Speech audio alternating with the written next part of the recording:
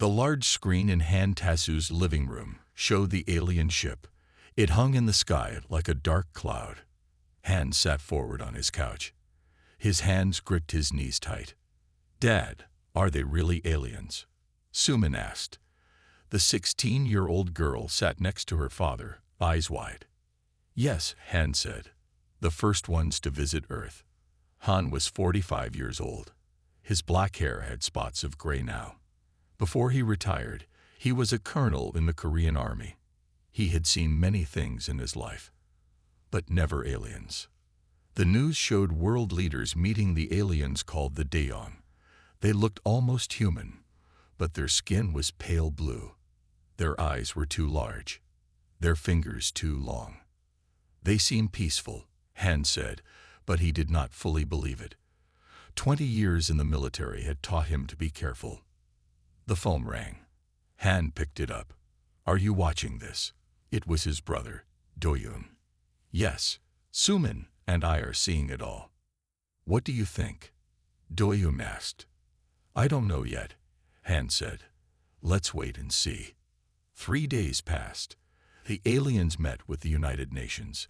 They spoke perfect English. They said they came in peace. They wanted to learn about humans.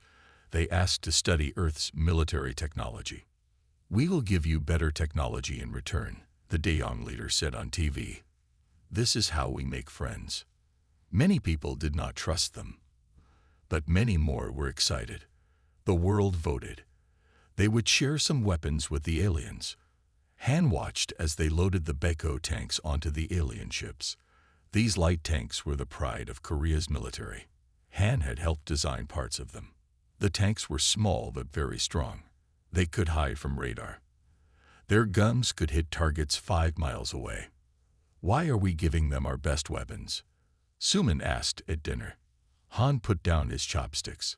"Sometimes to make friends, you must trust first," he said. But inside, he felt worried. That night, Han could not sleep. At 3 in the morning, his military phone rang. No one had called that phone in 2 years. "Colonel Han," said a voice he knew well. It was General Kang, his old boss. "We need you at the base now." "What happened?" Han asked, already getting dressed. "The Daeong are gone. They took the weapons and left. No goodbye. No thank you. Nothing." Han felt cold fear in his stomach. "I'll be there in 30 minutes." At the base, soldiers ran everywhere. Screens showed the alien ship leaving Earth very fast. General Kang looked 10 years older than when Han had last seen him. "It gets worse," the general said. "Look at this." The screen showed pictures from space telescopes. 6 other worlds had given weapons to the Daeong, and now those worlds were under attack. The Daeong had found ways to make the weapons stronger and were using them to hurt the very people who made them. They found a weak spot in the Baekho tanks, a scientist explained. Now they can make them explode from far away. Han felt sick. He had helped design those tanks. Now they might be used to attack Earth. "We need your help, Han," General Kang said. "You know those tanks better than anyone. We need to find a way to stop them." Han thought of Suman at home, sleeping safely in her bed. What would happen to her if the Daeong came back? "I'll help," Han said. "What's the plan?" The general's face was dark. "We're sending a team to their world. A small team. To destroy what they took from us." "That's impossible," Han said. "We don't even know where their world is." "We do now," the general said. "And we have a ship that can get there. It's one way only. No coming back." Han understood then why they had called him. They needed someone who would give up everything to save Earth. His phone buzzed. A message from Suman. "Dad, where are you? I woke up and you were gone." Han looked at her message for a long time. Then he looked up at the general. "When do we leave?" he asked. Han walked down a long hallway deep under the mountain. 2 armed guards led him. The base was so secret it did not have a name, only a number. The doors opened to a large room. People from many countries sat around a round table. Han saw military uniforms from America, China, Russia, and more. There were also men and women in suits, world leaders. General Kang waved Han over. Colonel Han, the general said, these people need to hear what you know about the Beko tanks. A woman stood up. She wore the uniform of the United Nations Space Force. I am Admiral Lee, she said. We have 12 hours before the world knows what happened, before people panic. She pressed a button. A screen showed the alien ship attacking a planet with green skies. This is the third world the Daeyong have attacked, she said. They took weapons from these people too, just like they took from us. Han watched as tanks, not Earth tanks, but something like them, fired on cities. The cities burned. Why are they doing this? Han asked. An old man with white hair spoke up. They take the best weapons from each world they find. They make these weapons stronger. Then they use them to take over the next world. And now they have our tanks, Han said. Yes, said Admiral Lee. And they found a weakness in them, a way to use them that we never thought of. She showed more pictures. The Beko tanks had been changed. They had new parts. They fired weapons Han had never seen before. They can use these tanks to destroy whole cities from space, the Admiral said. And we think Earth is next. The room was quiet. Everyone looked afraid. What can we do? Han asked. General Kang pointed to a man in the corner. The man wore no uniform or suit, just simple clothes, but Han could tell he was important. This is Dr. Kang, the general said. He has a plan, a very dangerous plan. Dr. Kang stood up. He looked tired, like he had not slept in days. We have built a ship, he said, a small fast ship. It can reach the Daeyong homeworld. How? Han asked. Even our fastest ships would take years to reach another star. This one has a new engine, Dr. Kang said. It can bend space, like folding paper to make 2 points touch. Has it been tested? Han asked. Dr. Kang looked down. No. And there is another problem. The ship can go there, but it cannot come back.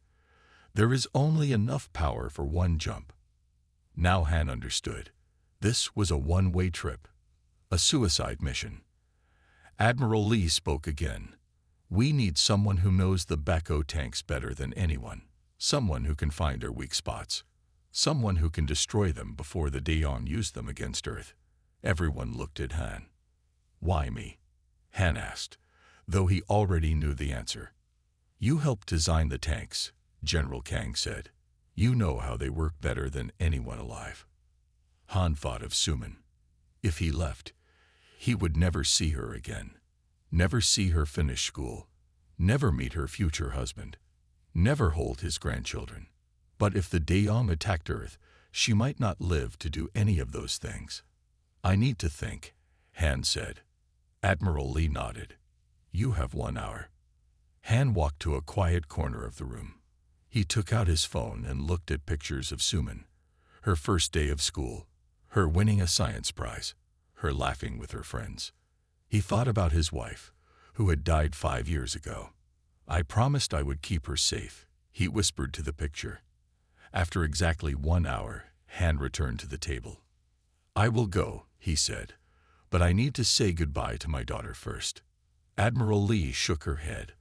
There is no time, and this mission is top secret. No one can know. Then I will not go, Han said firmly. His voice was like steel. I will not leave without saying goodbye to Suman. The room was silent. Then General Kang spoke. Give him 6 hours, he said to Admiral Lee. A father deserves to say goodbye. Admiral Lee did not look happy, but she nodded. 6 hours, she said. Then we send the darkest thing we have against the Daeyong. What's that? Someone asked. Admiral Lee looked at Han, a father with nothing left to lose. Han drove home slowly. The sun was rising. His hands were tight on the steering wheel. How could he tell Suman he was leaving forever? What words could make this right? He found her in the kitchen making breakfast. She wore her school uniform. Dad, she said, Where were you? I was worried. Han hugged her tight. I'm sorry, he said. Work called me. Something important. Suman looked at him closely. You look sad, she said. What's wrong? Han took a deep breath. Sit down, he said. I need to tell you something hard. They sat at the kitchen table. The eggs Suman was cooking started to burn, but neither of them moved to turn off the stove. I have to go away, Han said. For work. For a long time. How long? Suman asked. Her voice was small. Han looked at his hands. I don't know when I'll be back. Suman's eyes filled with tears. But why? You're retired. You don't have to go. Sometimes, Han said slowly, we have to do things we don't want to do. To protect the people we love. Is this about the aliens? Suman asked. She was smart. Too smart. Han nodded. I can't tell you more. It's secret. No. Suman stood up. You can't go. Mom is gone, and now you're leaving too. I'll be alone. You won't be alone, Han said. Uncle Do-yoon will take care of you. Suman started to cry. Han felt his heart breaking. He wanted to tell her everything. About the Daedong. About their plan to attack Earth. About his mission to stop them. But he couldn't. It would only scare her more. I have to pack, he said. I leave in a few hours. Han went to his room. He put clothes in a bag. He took his old military uniform from the closet. Then he sat at his desk and turned on his computer. Record video, he said. The camera turned on. Han looked into it. Suman, he said, this is for your next birthday. I'm sorry I can't be there. He made 6 videos, one for each birthday until she turned 22. In each one, he told her how proud he was, how much he loved her, how he wished he could see the woman she was becoming. When he finished, he saved the videos on a small drive. He wrote a letter to Do-yoon, explaining how to give them to Suman each year. There was a knock at his door. It was Suman. Dad, she said, I'm sorry I got angry. I understand you have to go. Han hugged her. I'm sorry too, he said. I wish things were different. Suman handed him something. It was a small drawing of their family. Han, Suman, and her mother, Nari. Nari had died 5 years ago in a lab accident. The drawing was old. Suman had made it when she was 10. Take this, she said. So you remember us. Han's eyes filled with tears. I could never forget you, he said. The doorbell rang. It was Do-yoon. Brother, Do-yoon said when Han opened the door. General Kang called me. He told me some of it. The 2 men hugged. Take care of her, Han whispered. With my life, Do-yoon promised. Han's phone beeped. A text from General Kang. Car coming in 15 minutes. Han went to his father's room. The old man was sleeping. Han gently woke him up. Father, he said, I have to go away for work. The old man looked at him with clear eyes. You're going to fight, he said. It wasn't a question. Yes, Han said. His father reached into a drawer. He took out a small wooden carving of a tiger. It was very old. This was your grandfather's, he said. He carried it in the war. It kept him safe. He pressed it into Han's hand. Now it will keep you safe. Han closed his fingers around the tiger. Thank you, Father. Outside, a car pulled up. 3 people got out. A man in his 50s with glasses, a younger man with a serious face, a woman with short hair. Colonel Han, the woman said. I'm Lieutenant Do Yunji. This is Dr. Kim Jen and Captain Park Min-ho. We're your team. Han nodded to them. Then he turned back to his family one last time. I love you, he said to Suman. Remember that. Always. He got into the car. As it drove away, he didn't look back. He couldn't bear to see Suman's face.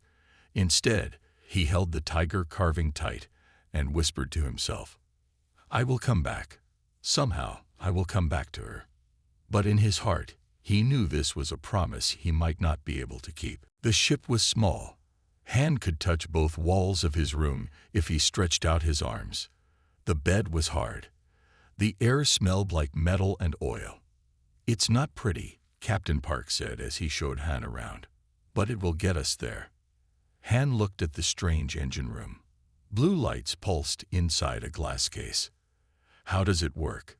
he asked Dr. Kim.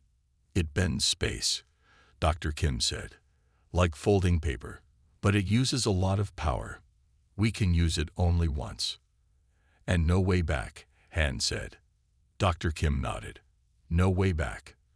They left Earth at night. There was no big launch, no countdown. The ship simply rose into the air and then shot into space so fast that Han felt his body push hard against his seat. 7 days to the jump point, Captain Park said from the pilot's chair. Then a few seconds to the Daeong world. 7 days in space. 7 days to remember everything he knew about the Baekho tanks. 7 days to plan how to stop the Daeong. Han spent hours looking at pictures of the tanks. He made notes about their weak spots. He talked with Dr. Kim about ways to break them. At night, alone in his room, he looked at the drawing Suman had given him. He held the tiger carving from his father. He tried not to think about home. On the 3rd day, the ship's alarm rang.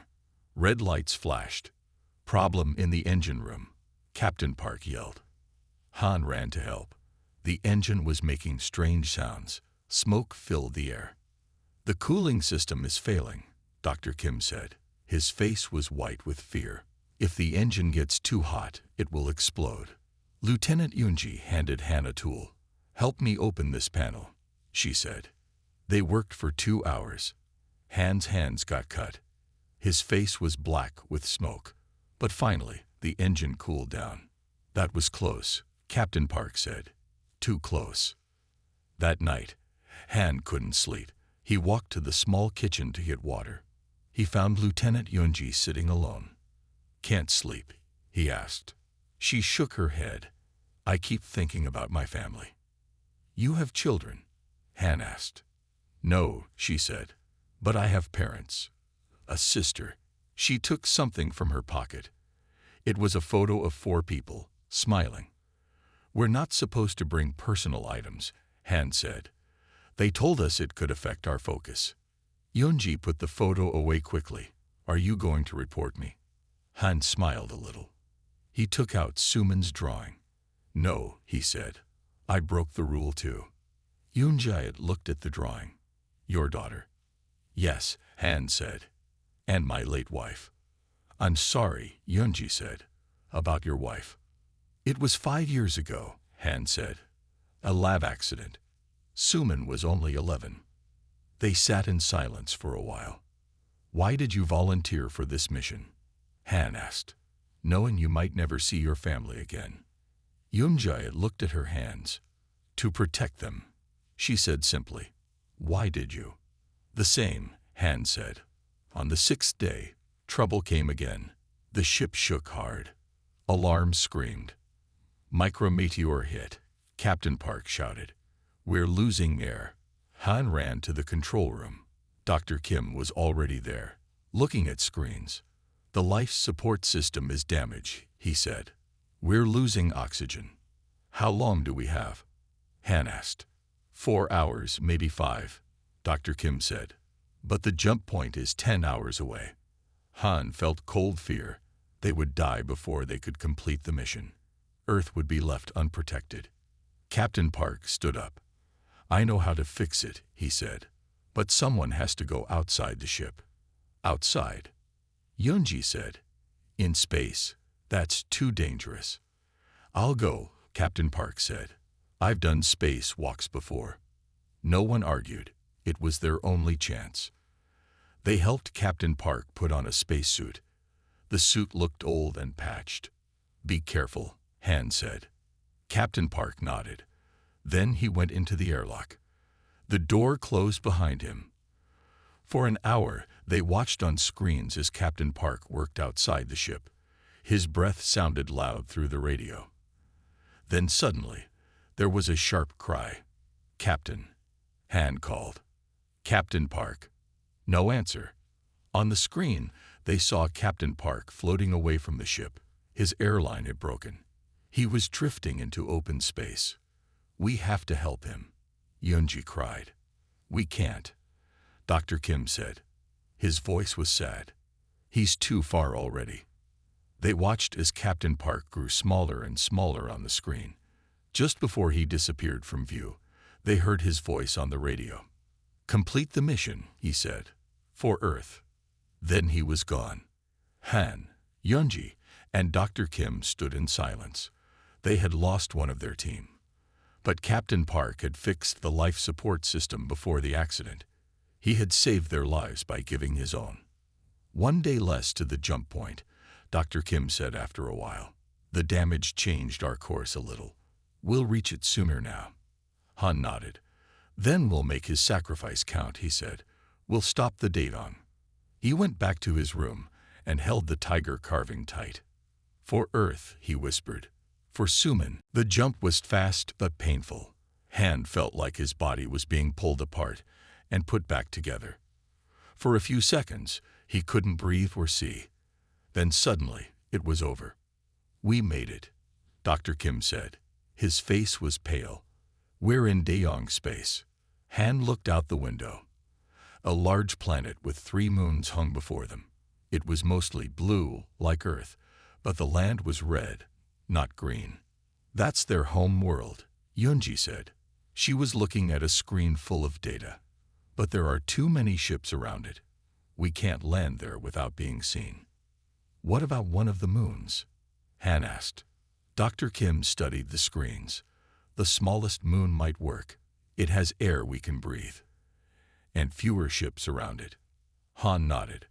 Then that's where we go. The landing was rough. With Captain Park gone, Dr. Kim had to fly the ship. He was not a pilot. The ship hit the ground hard. Metal broke. Sparks flew. Everyone okay? Han asked when the ship stopped moving. Dr. Kim and Yunji nodded, though they both had cuts and bruises. We need to hide the ship, Han said, and find a place to watch the Daedong. They covered the ship with rocks and dirt. Then they put on special suits that would hide them from Daedong sensors. The suits were hot and heavy, but they would keep them safe. They walked for 2 hours across the rocky ground. Finally, they reached a high ridge. From there, they could see a large building below. A military base, Han said, looking through binoculars. And look there. He handed the binoculars to Yunji. She gasped. Those are our tanks, she said. The Baiko tanks. Han nodded. They're changing them, making them stronger. Through the binoculars, they could see the Daedong working on the tanks. They were adding new parts, testing new weapons. We need to get closer, Han said. I need to see exactly what they're doing to the tanks. They waited until night fell. Then they moved down the ridge toward the base. The Daedong had guards, but the special suits helped Han and his team stay hidden. They found a way into the base through a vent. It was tight, but they all fit. Inside, the air was warm and had a strange smell, like metal and something sweet. This way, Han whispered. He had studied maps of similar Earth bases. He knew where they would keep the weapons. They crawled through the vents until they were above a large room. Looking down through a grate, they saw dozens of Baiko tanks. What are they doing to them? Yunji whispered. Han watched closely. The Daedong had opened the tanks. They were adding new parts to the engines. New guns. They're making them into planet killers, Dr. Kim said softly. Those new guns could destroy entire cities. And they found the weak spot in the cooling system, Han added. See how they've changed it. Suddenly, a loud alarm sounded. Red lights flashed. Did they find us? Yunji asked, her eyes wide with fear. The jump was fast but painful. Han felt like his body was being pulled apart and put back together. For a few seconds, he couldn't breathe or see. Then suddenly, it was over. We made it, Dr. Kim said. His face was pale. We're in Daedong space. Han looked out the window. A large planet with 3 moons hung before them. It was mostly blue, like Earth, but the land was red, not green. "That's their home world," Yunji said. She was looking at a screen full of data, but there are too many ships around it. We can't land there without being seen. "What about one of the moons?" Han asked. Dr. Kim studied the screens. "The smallest moon might work. It has air we can breathe, and fewer ships around it." Han nodded. "Then that's where we go." The landing was rough. With Captain Park gone, Dr. Kim had to fly the ship. He was not a pilot. The ship hit the ground hard. Metal broke. Sparks flew. "Everyone okay?" Han asked when the ship stopped moving. Dr. Kim and Yunji nodded, though they both had cuts and bruises. "We need to hide the ship," Han said, "and find a place to watch the Daedong." They covered the ship with rocks and dirt. Then they put on special suits that would hide them from Daedong sensors. The suits were hot and heavy, but they would keep them safe. They walked for 2 hours across the rocky ground. Finally, they'd reached a high ridge. From there, they could see a large building below. "A military base," Han said, looking through binoculars. "And look there." He handed the binoculars to Yunji. She gasped. "Those are our tanks," she said. "The Bako tanks." Han nodded. "They're changing them, making them stronger." Through the binoculars, they could see the Daedong working on the tanks. They were adding new parts, testing new weapons. "We need to get closer," Han said. "I need to see exactly what they're doing to the tanks." They waited until night fell. Then they moved down the ridge toward the base. The Daedong had guards, but the special suits helped Han and his team stay hidden. They found a way into the base through a vent. It was tight, but they all fit. Inside, the air was warm and had a strange smell, like metal and something sweet. "This way," Han whispered. He had studied maps of similar Earth bases. He knew where they would keep the weapons. They crawled through the vents until they were above a large room. Looking down through a grate, they saw dozens of Bako tanks. "What are they doing to them?" Yunji whispered. Han watched closely. The Daedong had opened the tanks. They were adding new parts to the engines. New guns. "They're making them into planet killers," Dr. Kim said softly. "Those new guns could destroy entire cities." "And they found the weak spot in the cooling system," Han added. "See how they've changed it." Suddenly, a loud alarm sounded. Red lights flashed. "Did they find us?" Yunji asked, her eyes wide with fear. The tunnel was dark and narrow. Han and Yunji followed the strange Daedong for what felt like hours. They walked down, deeper under the base. "I don't like this," Yunji whispered. "It feels like a trap." Han touched the tiger carving in his pocket. "Maybe," he said, "but we have no choice." Finally, they came to a large cave. Lights hung from the ceiling. There were tables with computers, and more Daedong. At least 20 of them, all with the same darker blue skin. The Daedong who led them spoke. Its voice was softer than the others Han had heard. "You are from Earth," it said in broken English. "You come to stop the attack." Han was surprised. "You speak our language." "Some," the Daedong said. "My name is Ro. I learn Earth words from your computers." "Why are you helping us?" Yunji asked. Her hand was on her gun. Ro made a gesture with long fingers. "Not all Daedong want war. Some want peace." "You're rebels?" Han asked. "Yes," Ro said. "We fight the war leaders. They take your weapons. They plan to attack many worlds. We try to stop them." Han looked around at the other Daedong. They did not look like soldiers. Many looked like scientists or regular people. "Our friend was captured," Han said. "Dr. Kim, can you help us find him?" Roa nodded. "They take him to question room. They will hurt him to learn why you are here." Han felt his stomach tighten. "We need to save him. Fast. First, food and rest," Ro said. "Then we plan." Ro took them to a small room with beds. There was food that looked strange but smelled good. Han was hungry, but he had questions first. Why do your people attack other worlds? He asked Ro. Ro sat down. Daeong culture is built on war. For 1,000 years we fight. Leaders say only strong deserve to live. Weak must die or serve. That's terrible, Yunji said. Yes, Ro agreed. But many Daeong now think different. We see other ways. We learn from worlds like yours. What do you learn from us? Han asked. Ro's large eyes blinked slowly. Family, it said. Daeong have no families. We are made in labs, grown for specific jobs. But we see how other worlds live. Parents, children, love. Han thought of Suman. I'm a father, he said. My daughter is why I'm here. To protect her future. Ro looked curious. What is father? What does father do? Han thought for a moment. A father protects, teaches, loves. Even when it's hard. Even when it means sacrifice. Strange concept for Daeong, Ro said. But beautiful. They ate the food, which tasted better than it looked.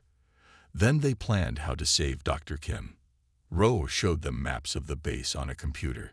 Your friend is here, Ro said, pointing. Guards here and here.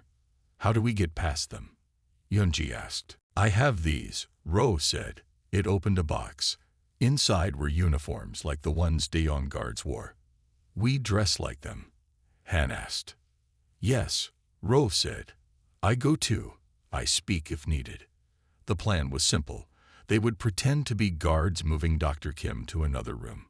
They would take him out through a service tunnel. An hour later, they were ready.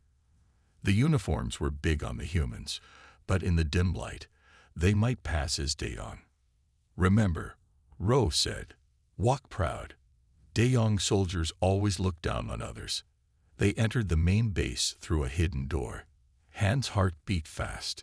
If they were caught, they would all die, and Earth would have no warning about the attack. They walked through the halls. A few Daeong passed them but didn't look closely. They reached the room where Dr. Kim was held. 2 guards stood at the door. Ro spoke to them in the Daeong language. The guards looked unsure. One of them reached for a communicator. Han didn't wait. He hit the guard hard. The guard fell. Yunji knocked down the other one. Quick, Ro said. It opened the door with a key card. Inside, Dr. Kim was tied to a chair. His face was bruised. Blood dried on his lip, but his eyes lit up when he saw them. You came back for me, he said as Han untied him. Of course, Han said. We're a team. They helped Dr. Kim up. He could walk, but barely. Han and Yunji supported him between them. We must hurry, Ro said. Guards change soon. They left the room. The hall was still empty. They were halfway to the service tunnel when an alarm sounded. They found the guards, Ro said. Run. They ran as fast as they could with Dr. Kim. They turned a corner and saw 5 Daeong soldiers running toward them. The soldiers raised their weapons. This way, Ro pulled them into a side room. The room was large, and it was full of Beko tanks, the same tanks Han had helped design. But now they looked wrong. Change. Back door, Ro pointed across the room. We can still escape. They ran between the tanks. They were almost at the door when it opened. A large Daeong in a fancy uniform walked in. Han knew at once this was an important officer. The officer saw them and shouted orders. More soldiers appeared at both doors. They were trapped. The officer walked closer. It looked at Han with cold eyes. Human, it said in perfect English. You are very far from home. Han stepped forward, putting himself between the officer and his friends. Not far enough, Han said. Not when you plan to attack my world. The officer laughed. It was not a nice sound. One human cannot stop us, it said, even if you know our plans. Han stood straight. He thought of Suman, of Earth, of all the people counting on him. You don't know what a father will do to protect his child, Han said. You took our tanks. Now you face something much worse. The officer didn't understand. It just raised its weapon. Take them, it ordered the soldiers. The fight was about to begin. The first shot came fast. Han pushed Dr. Kim down behind a tank. Yunji fired back at the Daeyong soldiers. Ro pulled out a strange weapon and shot at the lights. The room went dark. This way, Ro whispered. In the dark, Ro could see better than the humans. It led them between the tanks. Han heard the Daeyong officer shouting orders. Soldiers moved around them, looking for them. One came close to Han. Han hit him hard. The soldier fell without a sound. They reached a small door at the back of the room. Ro opened it. They slipped through just as the lights came back on. Run, Ro said. They ran down a long tunnel. They could hear soldiers behind them. The tunnel ended at a thick metal door. Ro pressed its hand to a panel. The door opened. They ran outside into the red dirt of the moon. The air was thin and cold. My people have a safe place, Ro said. Not far. They followed Ro across the rocky ground. Han helped Dr. Kim, who was weak from his time with the Daedong. After an hour of hard walking, they reached a hidden door in the side of a cliff. Inside was a large cave. More of the rebel Daeyong were there. Safe for now, Ro said, but they will look for us. They sat around a small fire. One of the Daeyong gave Dr. Kim medicine for his wounds. Did you learn anything while they had you? Han asked Dr. Kim. Dr. Kim nodded. His face was serious. They plan to attack Earth tomorrow, not in 3 days. They have a fleet ready. Han felt cold fear. One day. They had only 1 day to stop the attack. How? Yunji asked. How can we stop them? Dr. Kim looked at his hands. While I was in their systems, I found something. A kill switch. It was built into all Earth weapons as a safety measure. If we can reach the main control center and activate it, all the Beko tanks will shut down. Where is this control center? Han asked. Ro answered. In the main building. The tall one we saw. But it is very well guarded. Many soldiers. We need a way in, Han said. They talked for hours. They made plans, then found problems with them. The control center seemed impossible to reach. There were too many guards. Too many security systems. Finally, Han stood up. He had been quiet for a long time, thinking. I have a plan, he said, but it's dangerous. Tell us, Yunji said. I will let them catch me, Han said. I'll say I have important information. They will take me to their leaders. That's crazy, Dr. Kim said. They'll kill you. Maybe, Han said. But while they are focused on me, you and Yunji can get into the control center with Ro's help. Roa nodded slowly. It could work. We have maps of the air ducts. Small humans could fit. It's too risky, Yunji said. There must be another way. There isn't, Han said. And we're out of time. He took out Sumin's drawing. He looked at it for a long time. I need to record a message, he said, for my daughter, in case I don't come back. Ro brought him a small device. This can record, it said. Han went to a quiet corner of the cave. He held the device and looked into its lens. Sumin, he said, if you're watching this, then I didn't make it home. I'm sorry. I want you to know why I had to go. He told her everything. About the Daedong.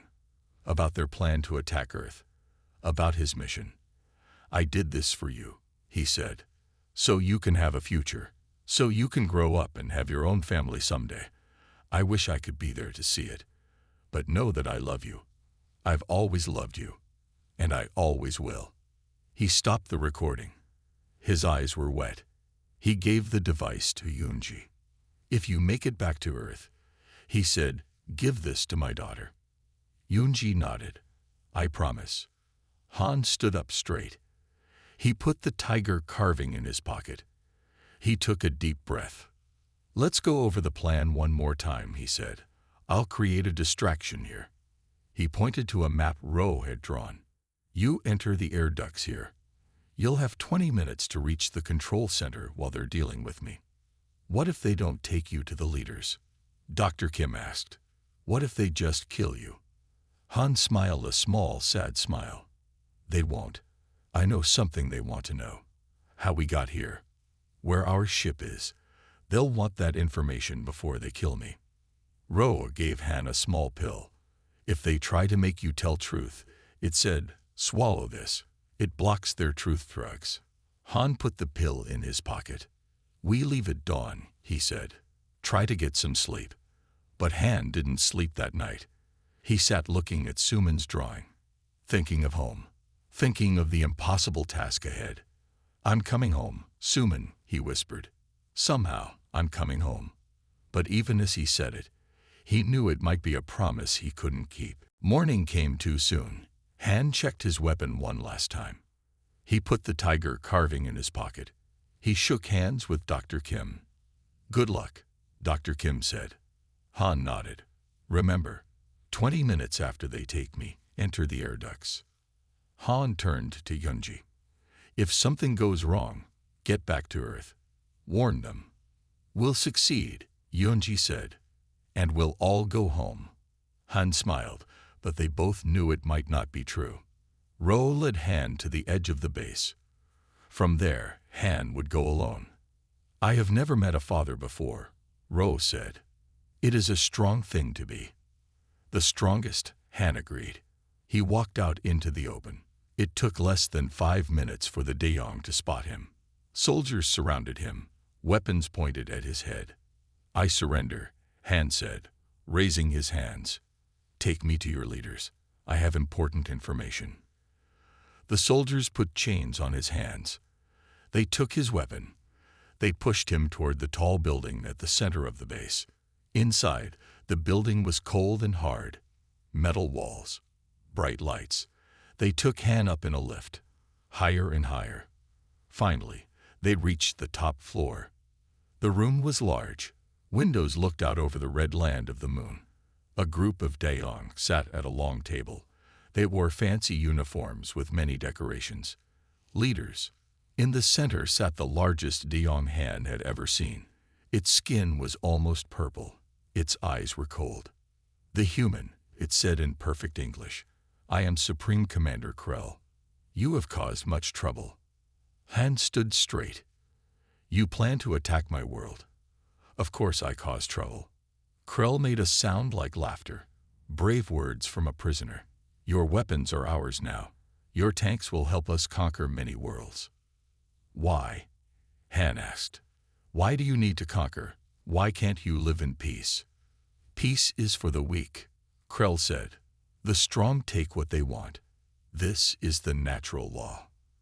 Han thought of Earth, of all the wars humans had fought, but also of how they had learned to live together, to build instead of destroy. "You're wrong," Han said. "Real strength is building, creating, protecting, not destroying." Krell waved a hand. "Weak human ideas. You will tell us how you got here, where your ship is, what technology you used." A Daeyong in a white coat stepped forward. It held a needle with blue liquid. "This will make you tell the truth," Krell said. Han remembered the pill Ro had given him. But he needed to give Yunji and Dr. Kim time to reach the control center. He needed to keep talking. "You stole our weapons," Han said. "But you don't understand what makes humans strong." "And what is that?" Krell asked, sounding bored. "Family," Han said. "Fathers, mothers, children. We fight hardest when we protect those we love." Some of the Daeyong leaders looked confused. Others laughed. "Love is weakness," Krell said. "We are made for specific tasks. No families, no love, only duty and strength." "Then you will always lose," Han said, "because a father protecting his child is the most dangerous force in our universe." Krell looked angry now. "Enough talk. Give him the truth drug." The Daeyong with the needle came closer. Han pretended to struggle. He knew Yunji and Dr. Kim would be in the air ducts by now. He needed to make more noise, create more distraction. With a sudden move, Han broke free from the guard holding him. He ran toward Krell. Other guards grabbed him. There was shouting, confusion. In the chaos, Han put the pill in his mouth. When the needle went into his arm, he was ready. The drug made his head spin. He felt sick, but the pill worked. He could think clearly. "Where is your ship?" Krell asked. Han pretended to struggle against the drug. "Hidden. North. Mountains," he mumbled. It was a lie, but they would believe it because of the drug. Alarms suddenly began to ring. Red lights flashed. A Daeyong ran into the room. "The control center," it shouted. "Humans in the control center." Krell stood up. "How?" "Security said." Han smiled. Yunji and Dr. Kim had made it. They were in the control center. Now Han just needed to give them time to activate the kill switch. With all his strength, Han broke free from the guards. He hit one, then another. He grabbed a weapon from a fallen guard. "Stop him!" Krell shouted. Han fired at the ceiling. Lights broke. Pieces fell. The room was in chaos. "You took our tanks," Han shouted. "But you didn't know what a father would do to get home to his child." Han kept fighting. More guards came. There were too many. But each second he fought was another second for his friends. Then a different alarm sounded. The lights in the room turned blue. The Daeyong leaders looked afraid. "What is happening?" Krell demanded. One of the Daeyong at the table looked at a screen. "The weapons, all the Earth weapons, they're shutting down." Han smiled. They had done it. Yunji and Dr. Kim had activated the kill switch. The tanks were useless now. But his fight wasn't over yet. Guards still surrounded him. Krell looked at Han with hate in its eyes. "Kill him," Krell ordered. The guards raised their weapons. Han closed his eyes. He thought of Suman. Then the windows broke. More Daeyong rushed in. But these had darker blue skin. Ro's people. The rebels. "The revolution begins now," one shouted. The room exploded into fighting. In the chaos, Han saw his chance. He ran toward the door. He needed to find Yunji and Dr. Kim. Together, they might still find a way home. Han ran through the halls of the tall building. Fighting was everywhere. Rebel Daeyong against soldiers. Alarms screamed. Lights flashed. Han had to find Yunji and Dr. Kim. He remembered the map Ro had shown them. The control center was 3 floors down. He found a stairway and ran down. His body hurt. The truth drug made his head spin. But he kept going. He thought of Suman waiting at home. On the control center floor, bodies lay on the ground. Some were Daeyong soldiers. Some were rebels. Han stepped over them, his gun ready. The door to the control center was broken open. Inside, Han found Yunji. She was hurt, holding her arm, but alive. Dr. Kim worked at a computer. "Han," Yunji said when she saw him, "you're alive." "You did it," Han said. "You activated the kill switch." Dr. Kim looked up from the computer. "Yes, all the Earth weapons are dead now. The Daeyong can't use them." "We need to get out of here," Han said. "The rebels are fighting the soldiers, but it won't last long." They left the control center. In the hall, they found Ro waiting for them. "This way," Ro said. "We have transport ready." They followed Ro down a service tunnel. At the end was a small ship. "This will take you to your home," Ro said. Han was surprised. "But how? Our ship can't fly anymore." "This ship can," Ro said. "It has enough power for one long jump to Earth." "Come with us," Yunji said to Ro. Ro shook its head. "I must stay. Help my people build a new way of life. Without war." They said goodbye to Ro. Then they got on the small ship. Dr. Kim figured out how to fly it. They left the moon and flew into space. Hold on, Dr. Kim said. The jump will be rough. He pressed a button. The stars stretched around them. Han felt like his body was being pulled apart. Then suddenly, it was over. Earth hung in space before them, blue and green and beautiful. We made it, Yunji said, tears in her eyes. We're home. Dr. Kim landed the ship at a military base. Soldiers surrounded them, guns pointed. Then General Kang pushed through. Han, he said, not believing his eyes. You're alive? How? It's a long story, Han said. But the mission was a success. The Daeong can't use our weapons now.